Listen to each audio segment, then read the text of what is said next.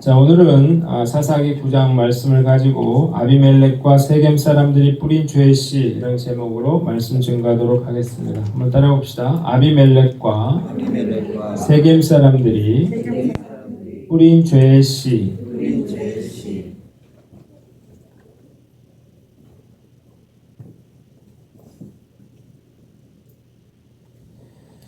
자, 오늘은 사사기 9장 말씀을 우리가 한번 생각해 보려고 합니다. 대하 사극 뭐 이런 걸 보면 그 태조 이성계 이야기가 굉장히 많이 자주 다뤄지고 또 인기가 있습니다. 고려를 무너뜨리고 이성계가 조선을 이제 개국하는 데 있어서 가장 이 공로가 많은 사람이 누굴까요? 네, 이방원입니다. 이 이방원이 그 가장 혁혁한 그런 공로가 있었습니다. 이 이방원은 다섯째 아들이었다 그래요. 다섯째 아들. 어릴 적부터 총명하고 무예도 뛰어나고 무엇보다 뛰어난 그런 정치 감각을 가지고 있었습니다. 야망이 컸죠. 그래서 자기 앞길에 걸림이 되는 사람은 단호하게 제거하는 그런 사람이었습니다. 하여가와 단심과 여러분 잘 아실 겁니다. 이방원과 누구의 얘기입니까? 정몽주의 그런 시죠. 고려가 저물어가던 어느 날 이방원과 정몽주가 술상을 같이 하게 됩니다. 술을 한잔하면서 시를 읊는 거예요. 뭐라고 했어요? 이런 들었다하리 저런 들었다하리 고려면 어떻고 조선은 어떠냐 이러면서 이제 시를 읊었어요.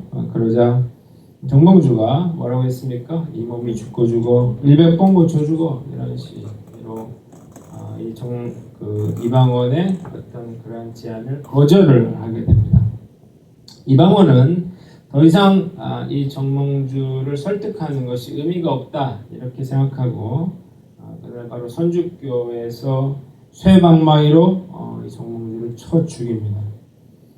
그리고 그 아버지 이성계와 함께 이제 조선을 개국하는데 혁혁한 그런 공을 세우게 됩니다. 자, 그런데 이 공을 많이 세운 이 이방원이 아니라 이 태조 이성계가 왕에 오르게 되자 누구를 그 세자로 책봉을 하냐면 막내 아들인 방석을 그 세자로 이렇게 책봉을 해요.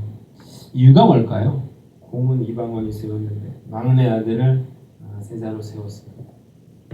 그 이유는 그 아내 때문이었습니다. 이 이방석이 그 자기가 좋아하는 여자의 아들이었단 말이죠. 이성계의 아들은 몇 명인지 아세요? 총 8명이었습니다. 8명. 자, 6명은 이 첫 번째 부인 한씨로부터 방우, 방과, 방이, 방간, 방원, 방현 이렇게 6명이었고, 그리고 이제 개경에서 이제 조선을 건국하게 되는데 이제 강씨라고 하는 여인이 큰 공을 세웠대요. 이 여인을 이제 그 통해서 두 아들을 두게 되는데 방번과 방석 두 아들을 두게 됩니다. 자, 개국을 했더니 어떻게 했냐면 본부인인 한씨를 놔두고 이 강씨를 그 왕비, 수비로 삼고 한씨는 이제 차비로 삼았습니다. 그리고 막내 아들인 방석을 이제 왕세자로 책봉을 했어요. 그러니 이 아들들이 얼마나 한이 맺혔겠습니까? 자, 그런데 이 강씨가 죽었는데 비공식적으로 이 강씨를 왕으로 이렇게 추대를 하니까 여기에 격분을 했어요. 그래서 이 여섯 아들들이 의기투합을 해서 강씨의 소생인 이 방번과 방석을 제거를 해버립니다. 여기에도 누가 제일 역할을 했겠어요? 이방원이 이제 큰 역할을 하게 됩니다. 이게 1차 왕자의 난이에요. 드라마를 내가 설명을 해드립니다. 이후에 이제 여섯 아들이 있었다고 했잖아요. 두 번째 아들인 이방과가 왕세자로 등극을 하게 됩니다. 그리고 이 사람이 정종으로 이제 즉위를 하게 되는데, 자, 왜 이방원이 바로 이렇게 등극을 못했느냐? 동생을 죽인 이런 게 있고 또 그 이후에도 얼마든지 자기가 왕권을 뺏을 수 있다는 이런 자신감이 있었다는 거죠. 자, 이 정종이 왕이 됐는데 이제부터 아주 본격적으로 이 이방원이 정종을 압박을 하게 됩니다. 그러니까 이제 누구들이 들고 일어나요? 다른 형제들이 들고 일어나게 됩니다.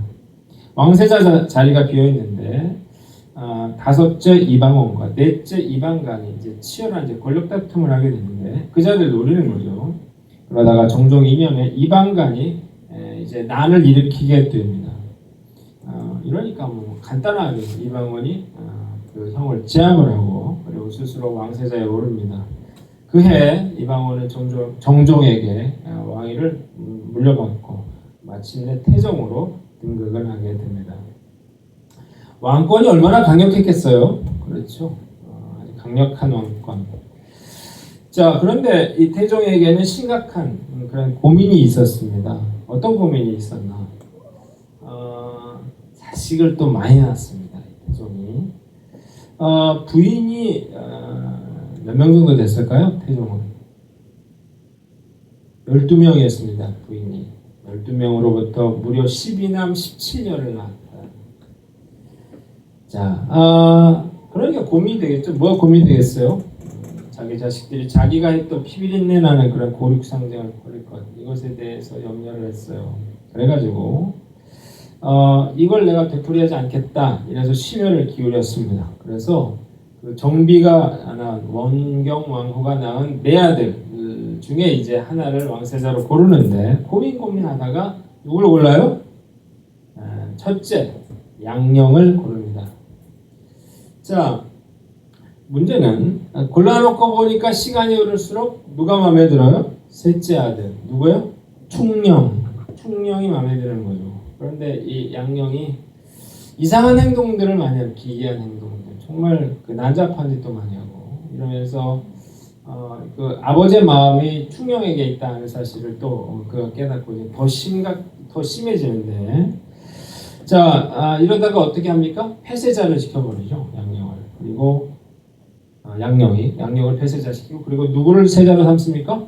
충령을 세자로 삼아서 그 충령이 바로 누가 됩니까? 세종대왕이 되는 것입니다. 제가 굳이 뭐 이 이방원의 이야기를 뭐 구구절절히 하는 이유가 있습니다. 그것은 제가 오늘 말씀드리려고 하는 아비멜렉이라고 하는 인물과 매우 유사하기 때문에 그런데요. 자, 지난주 우리는 기드온이 그 70명의 아들을 낳은 이야기를 했습니다. 뭐 70명의 아들을 기드온이 낳았는데 뭐 태종이 12명 낳은 거는 뭐 비교도 안 되겠죠. 자, 오늘 본문의 내용은 이런 거예요. 왕이 되어달라라고 하는 그런 백성들의 요청을 태종이 더 에어컨 고장은 나가지고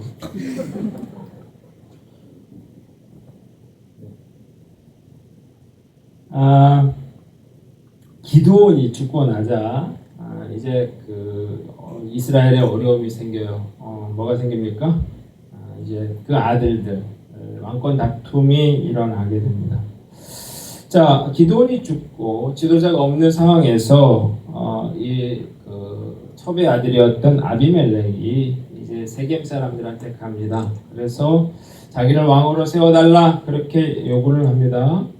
자, 그래서 세겜 사람들이 70개의 은을 줍니다. 그걸로 깡패들을 사서 이제 그 기드온의 70명의 아들들을 다 죽이고 그리고 스스로 왕위에 오르게 됩니다. 이게 우리가 오늘 읽은 본문의 내용인데요. 본문을 통해서 우리가 생각해 볼 몇 가지 교훈들이 있습니다.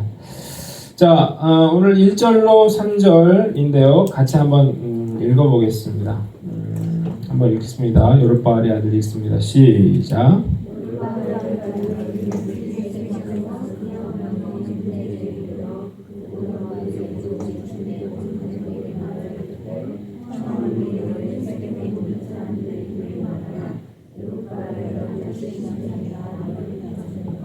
한 사람이 너희를 다스림이 어느 것이 너희에게 나으냐? 또 나는 너희와 곤륙임을 기억하라 하니 그 어머니 형제들이 그를 위하여 이 모든 말을 세겜의 모든 사람들의 귀에 말하매 그들의 마음이 아비멜렉에게로 기울어서 이르기를 그는 우리 형제라. 아멘. 첫 번째는 아비멜렉이 세겜 사람들을 이용했다는 것입니다. 한번 따라 봅시다. 아비멜렉이 세겜 사람들을 이용했다. 자, 이 아비멜렉은 기억나시죠? 세겜의 첩의 자식이었습니다. 혹시 기드온의 아들들 중에서 왕이 된다 하더라도 이 사람은 왕이 될 수 없는 그런 처지였는데, 이 아비멜렉은 굉장히 뛰어난 정치 감각이 있었습니다. 태종처럼 두 가지를 정확하게 이제 파악을 하고 있었는데요. 첫째는 이스라엘 백성들이 왕을 원하고 있다는 거였어요. 자, 왕이 돼달라 이거를 기드온이 거절을 했는데, 그래도 백성들은 왕이 있었으면 좋겠다. 기드온의 아들들 중에 하나가 왕이 됐으면 좋겠다. 우리를 지켜줬으면 좋겠다. 이런 마음이 있었습니다. 그래서 사람들의 관심이 기드온의 그 70명의 아들들 중에서 누가 왕이 될 것인가에 쏠리고 있다는 사실을 알고 있었습니다. 두 번째는 세겜 사람들의 불만입니다. 자, 아비멜렉 외가가 있는 그런 세겜인데요. 이 세겜은 땅이 비옥하고 무역이 발달된 그런 요충지였습니다. 그리고 역사적인 성지였는데, 자, 세겜이 어디에 밀리고 있습니까? 에봇을 어디다 갖다 놨어요? 오브라에 갖다 놨다고요. 그래서 오브라가 그런 어떤 종교의 그런 중심지가 되고 있었단 말이죠. 자, 이 아비멜렉은 왕을 원하고 있다는 것과 세겜 사람들이 불만이 있다는 걸 알고 있었습니다. 그래서 어머니와 형제들을 시켜서 세겜 사람들한테 이런 이야기를 하는 거죠. 생각해보라는 거예요. 여룻바알의 아들 70명이 너희와 상관도 없는 그 70명의 아들들이 너희를 다스리는 게 좋겠냐, 아니면 고향 사람인 내가 너희들을 다스리는 왕이 되는 게 좋겠냐, 이렇게 묻는 거죠. 그러면서 뭐라고 했어요? 나는 너희와 골육임을 기억하라, 이렇게 말을 했습니다. 자, 세겜 사람들이 생각을 해봤어요. 아비멜렉의 말이 옳다 이러면서 그 제안을 받아들였어요. 그래서 아비멜렉을 왕으로 추대하게 됩니다. 아비멜렉이 뭘 이용했어요? 지역 감정을 이용했다는 겁니다.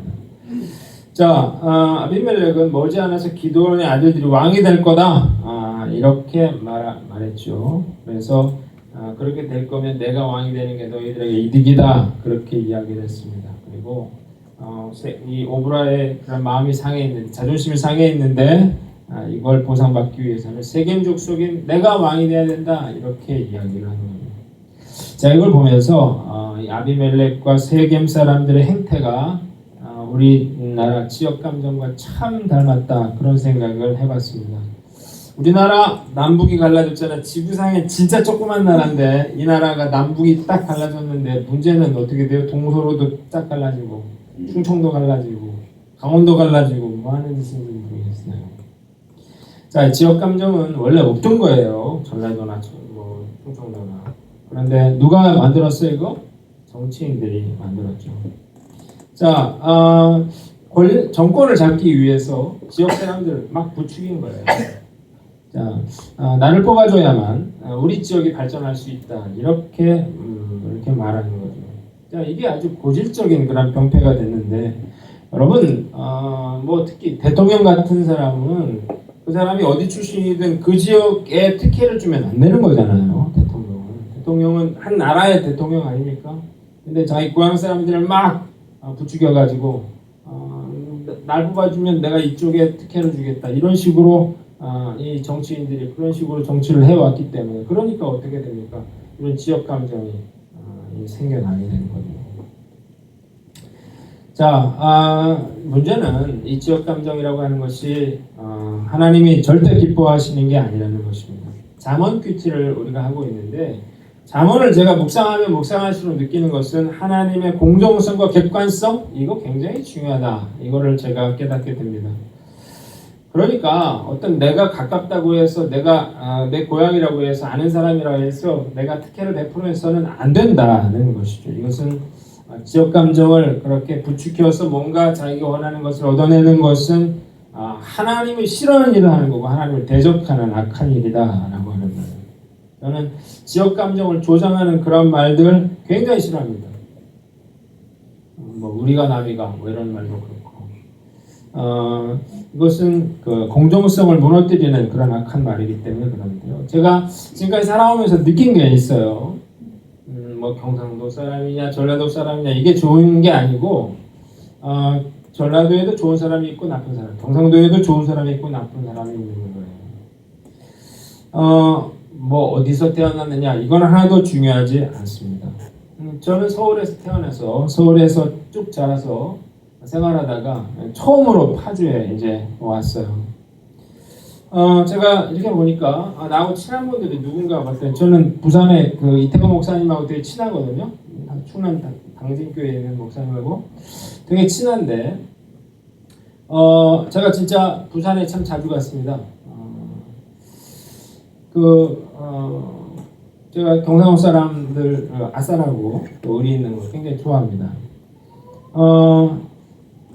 제가 가장 친한 그런 동기 동창 누구냐 그러면 저 같이 졸업한 동기 중에 이마트 본사의 부장으로 있는 임채원 부장인데 그 사람은 광주 사람이에요. 정말 사람이 좋아요. 친절하고 얼마나 진짜 인간성이 진짜 좋은 사람이거든요. 저는 전라도 사람을 좋아합니다. 그런데 저는 몰랐어요. 그런데 제가 이제 내일부터 세미나를 가게 되는데 제가 신상민 목사님하고 굉장히 좋아하거든요. 굉장히 존경하고. 근데 지지난주인가 한번 촬영하시는데 신상민 목사님이 내가 금산 사람이다. 그랬어요. 금산. 그래서 금산이 어디죠? 충청남도 금산이더라고요. 충청도 사람인지는 몰랐어요. 제가. 그런데 충청도 사람이더라고. 얼마나 좋은가. 저는 충청도 사람을 좋아합니다. 저 당진에 또 얼마나 또 자주 갈게요. 이 지난번에 그 부흥회 때 오셨던 김관성 목사님 아시죠? 김관성 목사님. 이분은 경상도 사람. 그분 어디 출신이라고 그랬죠? 울산? 네? 울산? 울산. 거기라 그랬는데. 자기 그 아들에게 유언을 남겼대요. 그러면 뭐라고 유언을 남겼대요? 너는 반드시 기아 타이거즈의 팬이 돼야 된다. 너는 기아의 팬이 안 되면 내 호적에서 파겠다. 이렇게까지 글을 써서 올렸어요, 자기가. 그러면서 뭐라 그랬어요? 자기는 자기 모든 그 친척 중에 그 전라도에 관계된 사람 하나도 없다는 거예요. 다 경상도 사람이라는 거예요. 그러면서 자기는 영원히 기아판을 하겠다. 그렇게 얘기를 했어요. 왜 그래요? 지역 감정 이거가 잘못됐다는 얘기를 하는 거예요. 이렇게 조그마한 나라에서 지역감정 망국병입니다. 망국병. 이거 참 그 정치인들의 폐해인데요. 우리나라 혈연, 지연, 학연 여기에 묶여 있잖아요. 특정 지역 출신, 특정 대학 출신 이런 거 우대하다가 그래 어떻게 됐어요? 세월호 사건 난 거 아니에요. 또 뭐 경제계는 뭐 누가 잡고 있고 뭐 음악계는 누가 잡고 있고 이래가지고 정말 공정성이라는 게 다 무너져서 정말 아는 사람 어떻게든 줄을 대서 그 사람의 능력이 중요한 게 아니라 뭐예요? 그래서 얼마나 줄이 중요한가 이런 말도 안 되는 생각이 됐다는 것입니다. 잠언 28장 21절에 사람의 낯을 보아주는 것이 좋지 못하다 이렇게 기록이 되어 있습니다. 무슨 낯을 보아준단 말이면 아는 사람이라고 같은 고향 사람이라고 같은 학교 나왔다고 해서 특별히 대해서는 안 된다는 것입니다. 자, 저는 여러분들이 오늘 말씀을 듣는 여러분만이라도 제발 지역 세계에서 탈피하시기를 바랍니다. 이 조그만 나라에서 전라도면 어떻고 경상도면 어떻고 충청도면 어때? 선거 때 제발 고향 사람이라고 뽑아주지 말고 기도하면서 능력과 자질을 갖춘 그런 사람을 뽑아주라고요. 지역 감정을 부추기는 그런 후보는 절대로 뽑아줘서는 안 된다는 거예요. 왜 그래요? 오늘 보세요. 지역 감정 부추겨서 왕이 된 아비멜렉도 또 이 세겜 사람들도 결국 무서운 하나님의 심판을 받게 됐거든요.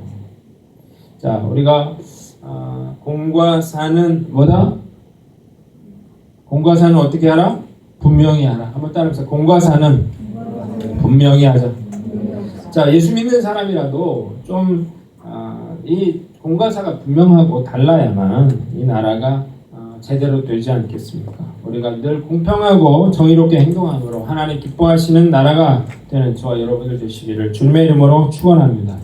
두 번째는 4절로 6절입니다. 4절로 6절 바알브리 신전에서 우리 함께 읽어보겠습니다. 시작.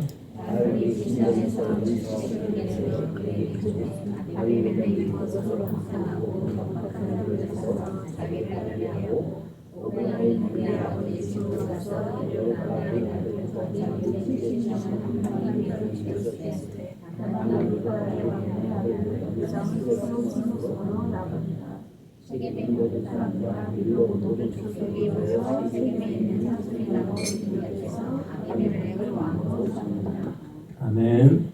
두 번째는요, 아비멜렉이 70명의 형제를 죽였다는 것입니다. 한번 따라합시다. 아비멜렉이 70명의 형제를 죽였다.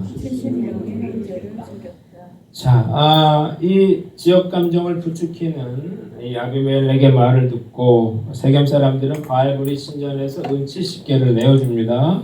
이걸로 깡패들을 샀어요. 그래서 어떻게 했습니까? 자기를 따르게 하고 그 길로 누구에게 갔습니까? 자기 형제들에게 가서 한 바위 위에 모아놓고 이 자기 형제들을 학살해버립니다. 여러분, 한두 명도 아니고 70명이나 되는 그런 사람들을 한 군데에서 죽이는 장면을 한번 여러분들이 상상해 보시고 얼마나 참혹했을까? 왜 아비멜렉이 이런 짓을 했는지 두 가지 이유가 있습니다. 첫째는 권력욕 때문입니다. 자, 여러분, 모든 인간은 권력욕을 갖고 있습니다. 경제적 욕구는 어느 정도 채워지면 만족합니다. 그러나 권력욕은 절대 만족하는 법이 없어요. 권력의 맛을 보면 볼수록 집착하게 되고 욕심을 부리게 되고요. 그래서 목숨이 끊어져야 이 권력을 내려놓는 그런 일들을 우리가 많이 보게 됩니다. 권력 앞에서는 어떻게 돼요? 부모도 죽입니다. 권력 앞에서는 형제도 죽이고 자식도 죽이고. 자, 게다가 첩외소생이었잖아요. 그래서 이 아비멜렉은 형들에 대한 어떤 심한 열등감이 있었다고요. 열등감이라고 하는 것, 그것이 자기가 권력을 힘이 생기죠. 어떻게 됐습니까? 악한 행동으로 나오게 되는 것입니다. 북한의 김정은을 한번 볼까요? 김정은을 이 지금 지도자로 세워준 사람이 누군가요? 장성택이 세워준 겁니다. 자기 아버지는 그냥 죽었단 말이에요. 그래서 지도자가 공석인 그런 상황에서 자기 고모부 장성택이 이 김정은을 이제 지도자로 세워준 그런 결정적인 인물인데 이 사람을 죽였거든요. 그 이유가 뭐냐? 표면적으로 보면 왜 죽였다 그래요? 이 최고 존엄에 대한 불경죄로 죽였다. 어떻게 했다는 거야? 의자를 보니까 조금 이렇게 삐딱하게 앉았는데 똑바로 앉으십시오. 그 다음에 어떻게 해서 박수를 건성건성 쳤다는데 박수를 좀 힘차게 해주세요. 북한에서 그렇게 하면 죽습니다. 그런데 실제적인 이유는 뭐 그래서 죽인 건 아니겠죠. 실제적인 죽인 이유는 뭡니까? 이 이인자로 부상하는 것을 눈뜨고 볼 수가 없는 거예요. 왜 그런가? 권력의 속성이 그런 거예요. 권력이 무섭잖아요. 그러니까 권력을 빼앗기는 순간 모든 걸 다 빼앗기게 됩니다. 생명도 내놔야 돼요. 그러니까 이인자가 부상하는 것들을 그냥 내버려 둘 수가 없어요. 그러니까 자기를 비록 이 자리에 올려놨지만 그러나 부담이 되니까 처단을 하는 거예요. 계속 이인자들 처단하잖아요. 뭐 현영철? 뭐 그 사람 처단해버리고 아주 가차없이 사람들을 죽이고 있습니다. 아마 북한에서는 계속해서 이인자들이 제거가 될 거예요. 목사님, 저희들은 권력력이 없는데요. 이렇게 얘기를 할지도 모르겠어요. 근데 몰라서 하는 얘기입니다. 우리도 권력력이 아주 많습니다. 집에서 TV 채널을 선택하는 걸 생각을 해보세요. 리모컨 준 사람, 그 사람이 누구예요? 권력자죠. 애들이 만화 보고 있는데 뉴스 딱 들어요. 그 사람이 권력자예요. 리모컨 가지고 있는 사람. 그럼 누가 권력자입니까? 물건을 구매하는 것도 마찬가지예요. 그거를 결정하는 사람. 뭐 재원은 정해져 있잖아요. 한정되어 있는데 그거를 내 마음대로 살 수 있는 사람. 그 사람이 그 집안의 권력자라고요. 그러니까 돈과 시간과 환경을 통제할 수 있는 사람, 지배할 수 있는 사람, 이 사람이 그 가정의 권력자예요. 부부싸움도 냉정히 말하다 보면 뭐예요? 이 치열한 권력 다툼이에요.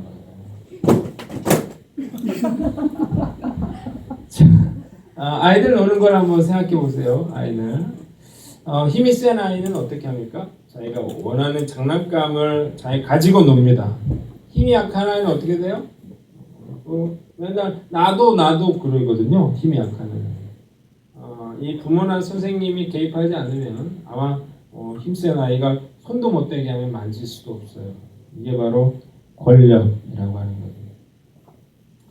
자, 이 권력의 속성은 뭐냐면 자기가 이런 권력의 맛을 보고 있는 사람들은요, 누가 나를 축켜 세워주지 않거나 좀 소홀하게 대하면 굉장히 화가 나게 돼 있어요. 모욕당했다고 생각하고 화를 내고 폭력을 행사합니다. 가정에서 그래서 그런 폭력들이 일어나는 거예요. 여러분 음식점이나 마트 같은 데서 갑질을 하는 것 당연하게 생각할 수 있는데요. 똑같은 것입니다. 자, 자녀들 내 소유물처럼 여기고 원하는 대로 되지 않으면 화를 내고 또 괴롭히고 통제한다면 그 사람은 정말 잘못된 권력욕에 빠져있는 사람이죠. 내가 직장에서도 마찬가지 똑같은 것입니다. 사업장에서 내가 아랫사람에게 함부로 대하는 것, 그것도 마찬가지예요. 권력에 대한 욕심은 끝이 없습니다. 악한 행동으로 이어질 수가 있어요. 자, 교만은 뭐라고 했어요? 멸망의 선봉이다. 그렇게 말을 했습니다. 갑질하다가는 망해버리는 수가 있어요. 성경은 뭐라고 말합니까? 다른 사람을 나보다 낮게 여기라고 했어요. 자, 우리가 이런 교만한 마음에서 내려오고 교만한 자세에서 내려오고 섬기는 삶을 살아야만 우리가 하나님을 우리가 대적하지 않게 됩니다. 겸손하게 섬기는 그런 삶을 사는 저와 여러분들 되시기를 주님의 이름으로 축원합니다. 자, 왜 이딴 짓을 했느냐? 첫째 뭐라고 했어요? 권력 욕심 때문이라고 했어요. 두 번째는 교육의 부재 때문입니다. 자, 아비멜렉의 행동을 보면 가만 보세요. 전혀 하나님을 모르는 사람처럼 행동하고 있습니다. 왕을 세우지 말라 그랬는데 나를 왕으로 세우라 그랬죠. 또 세겜 사람들이 바알브릿 신전에서 은 70개를 줬거든요. 그러면 이게 우상의 제물인지 이걸 생각해보고 받아야 되는데 전혀 그런 고민이 없어요. 그리고 그동안 깡패들 샀어요. 그리고 자기 형제들 죽이는 것에 대해서 뭐 전혀 고민 이런 게 없이 그냥 아주 잔인하게 행동을 해버리고 있습니다. 전혀 신앙인의 모습이 보이질 않는데 아무리 첨의 자식이라도 기드온의 아들인데 이럴 수 있나? 이럴 수 있습니다. 왜 그러냐면 그 아비멜렉의 그 어머니가 이방인이었답니다. 자, 그러니까 뭐 아버지가 뭐 얼굴도 못 본 아버지일 것 같아요. 무슨 교육을 했겠습니까? 그 어머니도 이방 여인이 뭐 무슨 하나님에 대해서 가르쳤겠습니까? 전혀 신앙 교육 못 받았어요. 그러면서 마음에 뭐만 있어요? 차별받은 것, 분노, 이런 것들, 서운함 이런 것들만 가득한 그런 괴물을 만들었다는 거죠. 자, 여러분, 우리가 부모로서 하나님께서 우리에게 주신 가장 중요한 사명 중에 하나가 자식에게 뭘 알려주는 거예요? 하나님을 알려주는 거예요. 공부만 잘하라고 그렇게 하면 안 되고 그 아이가 하나님을 알고 하나님 어떤 분인지 알고 하나님 말씀대로 그렇게 살아갈 수 있도록 만들어야 된다는 거예요. 만약 여러분들의 우리 자녀가 이런 아비멜렉과 같은 그런 사람 나타나면 어떻게 되겠습니까? 여러분 완전 그 재앙, 그 가정만 재앙이 아니라 정말 수많은 사람들에게 고통을 주는 그런 괴물을 낳는 거거든요. 자, 잠언서에는요, 제가 계속 읽으면서 느끼는데 자녀는 어떻게 하라? 매로 다스리라, 경책하라, 책망하라 이런 얘기가 수도 없이 나오고 있어요. 아이들이 싫어하더라도 어떻게 해요? 우리는 반드시 하나님의 말씀이 무엇인지를 아이들에게 가르쳐야 된다는 거예요. 공부만 잘하면 다 되는 게 아니에요. 공부 잘하고 똑똑한 애들이 이 나라를 말아먹고 있는 거거든요. 더불어 살 줄 알아야 되는데 힘들고 어려운 사람에 대해서 무관심하고요. 그저 자기 영달만을 위해서 그런 사람들 지도자를 세우니까 이 나라가 이 꼴이 되는 거 아니겠어요? 자, 우리가 아비멜렉 이렇게 된 건 자녀 교육이 잘못된 그런 교육을 못 받았기 때문이다라고 하는 사실을 우리가 알고 하나님을 자녀들에게 잘 알려주는 것 이것이 우리가 해야 될 가장 중요한 그런 신앙 교육이다라고 하는 사실을 깨닫고 자녀 교육에 최선을 다하는 저와 여러분들 되시기를 주님의 이름으로 축원합니다. 마지막으로 7절 읽어보겠습니다. 사람들이 요담에게 읽습니다. 시작.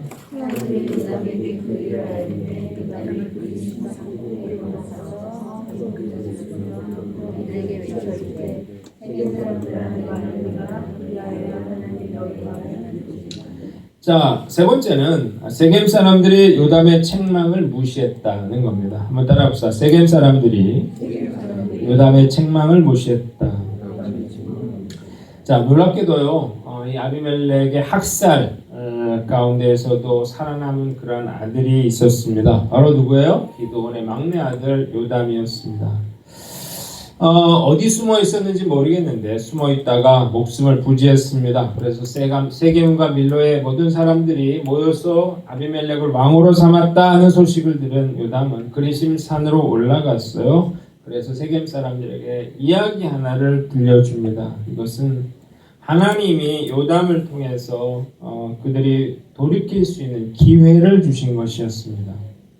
어떤 이야기인가 하면 어느 날 나무들이 감람나무와 무화과나무와 포도나무에게 찾아갔어요. 그래서 왕이 되달라 요청을 합니다. 그러자 이 세 나무가 겸손하게 요청을 거절을 했는데요.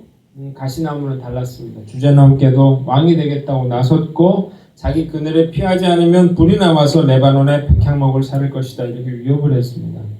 자, 이 이야기는 아비멜렉이 왕이 된 사건을 상징합니다. 감람나무, 무화과나무, 포도나무 이것은 기드온의 70명의 아들을 이야기하는 거, 왕이 되기에 충분한 자격을 갖춘 그런 아들을 이야기하는 것입니다.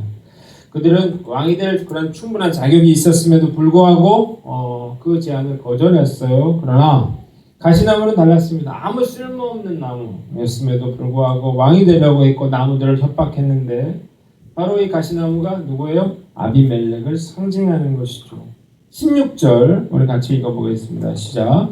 이제 너희가 아비멜렉을 세워 왕으로 삼았으니 너희가 행한 것이 과연 진실하고 의로우냐? 이것이 여룻바알과 그의 집을 선대함이냐? 이것이 그의 손이 행한 대로 그에게 보답하느냐? 자, 요담은 아비멜렉이 이렇게 행동하도록 도와준 세겜 사람들의 그러한 행동을 준엄하게 책망하는 거예요. 이것이 기드온에게 보답하는 일이냐는 거예요. 19절로 20절도 읽어봅니다. 시작. 만일 너희가 오늘 여룻바알과 그의 집을 대접한 것이 진실하고 의로운 일이면 너희가 아비멜렉으로 말미암아 기뻐할 것이요 아비멜렉도 너희로 말미암아 기뻐하려니와 그렇지 아니하면 아비멜렉에서 불이 나와서 세겜 사람들과 밀로의 집을 살 것이요 세겜 사람들과 밀로의 집에서도 불이 나와 아비멜렉을 살 것이며. 자, 뭐라는 거예요? 너희가 이것이 만약에 하나님 뜻에 맞는다면 그것이 너희들에게 기쁨이 되겠지만 이게 하나님 뜻 아니라면 어떻다는 거예요? 아비멜렉에서 불이 나와서 세겜 사람들을 사르고 세겜에서 불이 나와서 아비멜렉을 불사르게 될 거라는 거예요. 서로에게 고통을 주고 서로에게 재앙을 가져다 줄 거라고 경고하고 있습니다. 자, 문제는요, 이 세겜 사람들이 이 요담의 경고를 진지하게 받아들이지 않았다는 거예요. 아무 행동도 취하지 않았습니다. 그래서 결국 요담의 이야기를 아무도 귀 기울여 듣지 않았는데, 그래서 어떻게 됩니까? 그래서 결국 요담이 경고한 대로 이런 엄청난 그런 고통을, 멸망을, 심판을 받게 되는 것입니다. 자, 뭘 교훈하는가? 오늘 제목인데요. 죄의 씨는 반드시 열매를 맺는다는 것입니다. 한번 따라봅시다. 죄의 씨는 반드시 열매를 맺는다. 자, 이 비극적인 사건은 어디서 나왔나요? 기드온의 잘못에서 나왔죠. 하나님 말씀에 불순종하고 여러 여인들을 아내로 삼고 여러 자식들을 낳은 것, 결국 이래서 이 많은 고통을 이제 경험하게 되는 건데요. 자, 우리가 본문을 통해서 첫째로 말씀에 순종하라는 것입니다. 한번 따라합시다. 말씀에 순종하라. 기드온처럼 이렇게 자기가 하고 싶은 대로 하면요, 그때는 편하고 좋을지 몰라요. 별 아무 일도 없을지도 몰라요. 그러나 이 죄의 씨앗이 심겨지면, 시간이 흐르면 어느 순간에 그것이 점점 싹을 틔고 자라서 열매 맺는 때가 반드시 온다는 것입니다. 지혜로운 사람은 절대 자기 멋대로 행동하지 않아요. 지혜로운 사람은 하나님의 말씀이 무엇인지를 살펴보고 그 말씀에 자신을 묶어두고 그리고 자기가 하고 싶은 대로 하지 않습니다. 왜 그래요? 죄의 씨앗을 심으면 죄의 열매가 거둬지기 때문에 그런 거거든요. 자, 여러분 말씀을 귀뚱으로 들으면 절대 안 됩니다. 우리가 하나님 말씀, 죄가 이렇게 무섭다는 사실을 알면 어떻게 됩니까? 우리가 이 죄 짓는 것, 우리가 불순종한 것, 우리가 이런 것들을 하지 않도록 정말 애를 써야 된다는 거예요. 여러분들이 요즘 불순종하고 있는 것은 뭔가 여러분들이 한번 살펴보세요. 우리가 요담의 경고가 바로 하나님이 나에게 주시는 경고다라고 하는 사실을 깨닫고 우리가 불순종해서 돌이켜서 화를 피하는 저와 여러분들 되시기를 주님의 이름으로 축원합니다. 마지막으로 책망을 달게 받아라 하는 거예요. 따라해보세요. 책망을 달게 들어라. 자, 아비멜렉과 세겜 사람들은 요담의 책망을 무시해버렸습니다.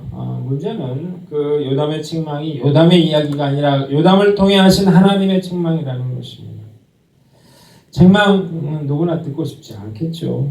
자, 그러나 책망 듣기를 싫어하면 그러면 반드시 잘못된 길로 가게 돼 있습니다. 자, 저는 죄를 짓냐 안 짓냐가 아니라 책망받을 때 어떤 태도를 보이느냐 이게 중요하다고 봅니다.